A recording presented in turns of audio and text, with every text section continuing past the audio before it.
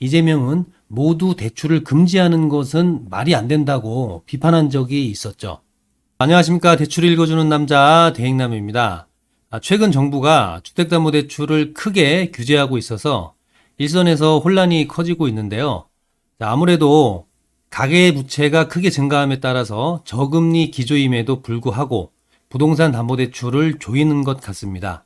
사실상 부동산 투기를 하는 분들은 크게 문제가 없겠지만 실소유자에 대해서도 금리를 높이면서 시장이 혼란이 있는 상황인데요. 대통령의 부동산 정책 기조에 따라서 이렇게 대출 정책도 크게 달라지는 것 같아요.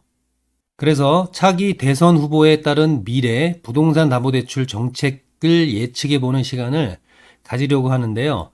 부동산은 1, 2년 보는 것이 아니라 장기적으로 바라봐야 하는 자산이기 때문에 미래 부동산 시장 살펴보는 것이 의미가 클 것이라고 생각이 듭니다. 지난번에는 정권에 따른 부동산 담보대출 정책을 함께 살펴보았는데요. 더 자세한 내용을 보고 싶으신 분들은 이전 영상 참고하시면 되고요. 오늘은 간략히만 요약해 보겠습니다. 박근혜 정부와 윤석열 정부, 일명 보수 정권이라고 하죠. 이들은 부동산 정책을 완화하는 정책을 보였어요. 지금 윤석열 정부가 주담대 대출을 규제하고 있기는 하지만 이는 일시적인 것으로 보이고요. 기존의 대출 규제를 하지 않다가 가계부채가 증가하자 갑자기 연말에 규제를 하는 것이라고 보는 게 타당할 것 같아요. 윤석열 정부도 보수 정부로 대체로 부동산 정책에는 완화 정책을 보이고 있죠. 그에 비해서 문재인 정부는 매우 강력한 부동산 규제 정책을 사용했었습니다. 대출 규제가 매우 컸고요. 조정지역 설정이라든지 DSR, LTV 등의 규제도 아주 심했습니다. 자, 이는 대통령의 정책 기조에 따라서 부동산 담보대출 가능성이라든지 금액이 달라진다는 것을 뜻하는 거죠. 그러면 앞으로는 어떻게 될까요? 차기 대선 후보에 대한 여론조사 결과인데요. 시사저널에서 올해 8월 말에 조사한 여론조사 결과입니다. 오차 범위가 플러스 마이너스 2.2%포인트 수준으로 비교적 정확한 조사가 이루어졌는데요. 먼저 다자구조, 즉 여러 후보들을 비교했을 때는 이재명 52%, 한동훈 31%, 오세훈 27%, 김동연 25%로 나왔다고 해요. 이는 사실상 이재명, 한동훈 대결 구도로 갈 가능성이 높다는 것을 의미하죠. 이재명 대 한동훈, 양자 구도에선 이재명 대표가 54%, 한동훈 대표가 35%의 지지율을 기록한 것을 볼 수가 있는데요. 차기 대통령감 적합도에 있어서 이재명이 한동훈보다 적합하다고 응답한 것을 살필 수가 있습니다. 사실상 지금은 이재명, 한동훈 구도에서 이재명이 더 앞서 있다고 볼 수 있겠는데요. 대선은 대선 당시 상황이나 사회적 분위기, 각종 이슈 등으로 인해서 그 결과가 달라지기 때문에 지금으로서는 누가 당선될 것인지 쉽게 예측할 수가 없습니다. 그래서 이재명과 한동훈이 대통령이 되었을 때 각각 어떤 부동산 대출 규제가 나타날 것인지 살펴보려고 합니다. 먼저 이재명이 대통령이 되었을 때 부동산 정책은 어떻게 될까요? 보시는 표는 2021년 이재명 대선 후보 당시 부동산 정책 공약입니다. 당시 윤석열 대통령과 대결 구도에 있었는데요. 보시면 국토보유세 부과가 있어요. 다주택자와 고가 부동산을 소유한 사람에게 더 과세를 하겠다는 것인데요. 이는 부동산 투기에 대해서 강력하게 억제하겠다는 의미이기도 합니다. 자, 여기 세 번째 칸 보시면 부동산 감독기구 신설도 있는데 이 역시도 투기 억제 방안 중 하나겠죠. 이렇게 이재명은 부동산 투기에 대해서는 강력한 규제를 할 것으로 보여요. 그러면서도 부동산 안정을 위해서 부동산 공급을 확대하겠다는 정책도 밝혔는데요. 고품질의 기본주택인 공공임대를 확대하겠다고 했고요. 임기 내 250만 가구를 새롭게 공급하겠다는 의지도 내세웠습니다. 이는 공급을 확대하여 부동산 시장을 안정시키겠다는 것으로 해석할 수가 있겠죠. 자, 이러한 공약이 잘 이행되면 사실상 부동산 규제가 강화되는 것이고요. 부동산 가격은 하락할 가능성이 있습니다. 그런데 한 가지 주목해야 할 것이 이재명은 투기 대상자에 대해서는 대출 규제, 세금 규제를 한다는 것이에요. 사실상 문재인 정부가 대출을 규제했을 때 이재명은 모두 대출을 금지하는 것은 말이 안 된다고 비판한 적이 있었죠.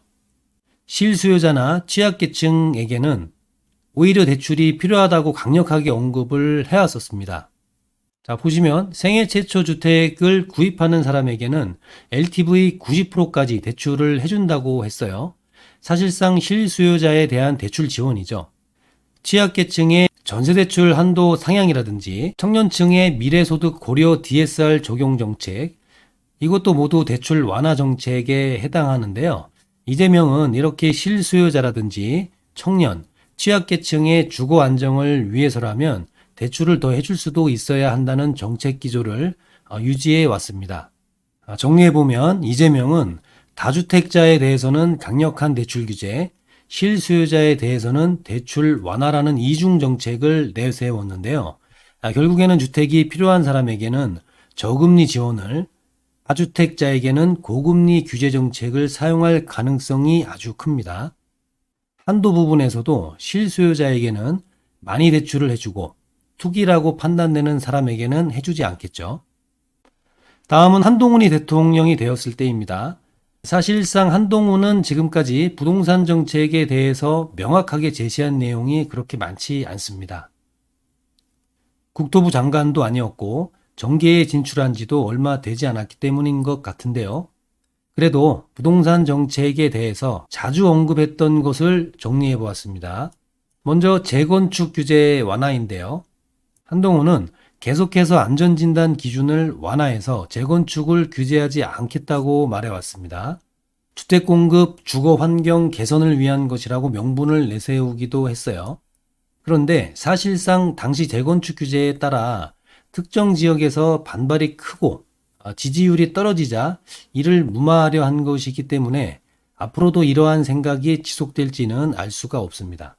또한 청년 대출 지원에 대해서 말한 적이 있는데요. 청년의 연령을 현재에는 만 34세거든요. 앞으로는 39세까지 늘려야 한다. 이런 말을 한 적이 있어요. 사실상 주담대를 받는 연령대가 30대 중후반도 있지만 40대가 넘어가는 경우도 있거든요. 그러다 보니까 청년 연령을 높여서 청년들이 주담대를 받는 것을 도와주겠다는 취지로 보이기도 합니다. 자, 여기에 디딤돌이랑 버팀목 정부대출 상품도 있죠. 이 상품들은 사실상 저금리 상품들이죠. 이 상품에 대한 지원을 해야 한다고 말하기도 했었습니다. 사실상 실수요자이고 취약계층인 사람들에게 대출을 완화해 주겠다는 것으로 보입니다. 자, 이런 점들은 이재명이 주장한 것과 크게 다르지 않는 것 같아요. 자, 그러면 차기 대선 후보인 한동훈과 이재명의 부동산 정책 비교를 정리해 보겠습니다. 간단해요. 한동훈은 부동산 규제 완화, 이재명은 부동산 규제를 선택하겠죠. 그래서 한동훈은 세금 감면, 민간 주도 개발, 이재명은 세제 강화, 공공주택 공급 확대 등의 정책을 펼칠 것입니다. 대출 측면에서는 한동훈 정권이 원활하게 대출을 해주겠죠. 반대로 이재명의 경우에는 투기자에 대해서 대출을 크게 제한할 가능성이 아주 큽니다. 그런데 사실상 이는 그저 두 후보자의 정책 기조에 따른 것이지 실제 정책은 다를 수도 있어요. 예를 들어서 윤석열 정부는 부동산 규제 완화를 시도하고 있지만 가계부채가 증가하자 지금은 또 대출을 아주 조이고 있거든요. 부동산 정책은 결국에는 경제에 영향을 받을 수밖에 없는 것이기 때문에 부동산 시장이 침체되거나 가계부채가 증가하거나 금리가 낮아지거나 이런 변수들이 발생할 수가 있기 때문에 경제적 변화가 있으면 부동산 정책도 변할 수밖에 없다는 것이죠. 가장 최선의 방법은 그때그때 경제 상황, 부동산 정책 기조 등을 고려해서 자신에게 가장 좋은 투자를 하는 것이겠죠. 물론 미래에 대한 예측의 노력도 필요하긴 할 겁니다. 대출 준비도 많이 하셔야 되겠고요. 자, 오늘 차기 대선 후보에 따른 부동산 대출 및 정책 예측을 해보았는데요. 몇 가지 간단히 참조하시라고 당부를 드리고 싶습니다. 만약에 부동산이 여러 채 있고 투자를 하고자 하신다면 대출 규제는 정권에 따라서 큰 차이가 있을 겁니다. 투자를 하고자 해도 사실상 대출이 안 나올 수가 있기 때문에 세제 부담이 있을 수가 있어요. 반대가 될 수도 있죠. 그런데 부동산이 지금 없으시고 실수요자이시거나 청년층이라면 앞으로 대출은 완화될 가능성이 클 것 같습니다. 청년이나 실수요자에 대해서 대출 한도도 높여주고 저금리 대출도 많이 해줄 것 같아요. 주거 안정이 문제가 되고 있기 때문으로 보이는데요. 물론 가계대출 증가 문제도 있겠지만 주거가 꼭 필요한 사람들에게는 저금리의 대규모 대출이 이루어지지 않을까 예측을 해봅니다. 조심스럽게요. 자신의 상황에 맞게 부동산에 관련된 의사결정을 해주시면 아주 좋을 것 같습니다. 자, 이상으로 대행남이었고요. 부동산 담보대출, 아파트 담보대출 문의사항이 있으시면 저희 회사에 전화를 해주시거나 카카오톡 상담 문의를 주시면 언제든지 친절하게 답변을 해드리고 원하시는 상담을 도와드리겠습니다. 자, 아무쪼록 대출 알아보고 계시는 분들은 좋은 결과 있기를 바라고요. 지금까지 시청해 주셔서 감사드립니다.